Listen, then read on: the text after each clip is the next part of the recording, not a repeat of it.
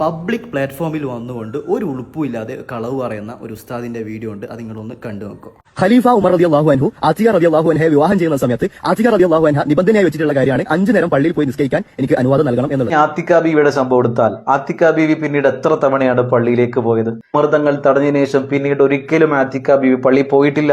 ഇദ്ദേഹം പറഞ്ഞിട്ടുള്ള പച്ചയായ കളവ് ഇതാണ്. ഇബ്നു ഹജർ അസ്ഖലാനി റഹിമഹുള്ളയുടെ ഫത്ഹുൽ ബാരി തുറക്കുക, 4ാമത്തെ വാള്യം 400ാമത്തെ പേജ് എടുക്കുക. ആ കിതാബിൽ ഉമർ റളിയല്ലാഹു അൻഹു ആതിക റളിയല്ലാഹു അൻഹയെ വിവാഹം ചെയ്യുന്ന സമയത്ത് 5 നേരം പള്ളിയിൽ പോകാൻ അനുവദിക്കണം എന്ന നിബന്ധനയോട് കൂടിയാണ് ആ വിവാഹത്തിന് സമ്മതിക്കുന്നത് തന്നെ. ഇനി ആ കിതാബിൽ പറഞ്ഞ കാര്യം ഒന്ന് നമുക്ക് നോക്കാം.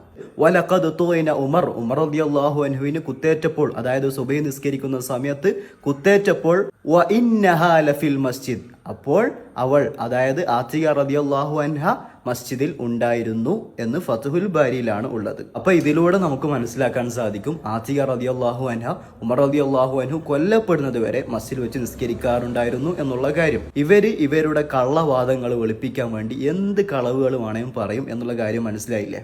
ഒരു സ്ത്രീയെ സംബന്ധിച്ചിടത്തോളം അവർക്ക് വീട്ടിൽ വെച്ച് നിസ്കരിക്കലാണ് ഉത്തമം. എന്നാൽ മസ്ജിദിൽ പോകൽ അനുവദനീയമായിട്ടുള്ള കാര്യമാണ്, അള്ളാഹു റസൂലും അവർക്ക് അനുവദിച്ചിട്ടുള്ള കാര്യമാണ്.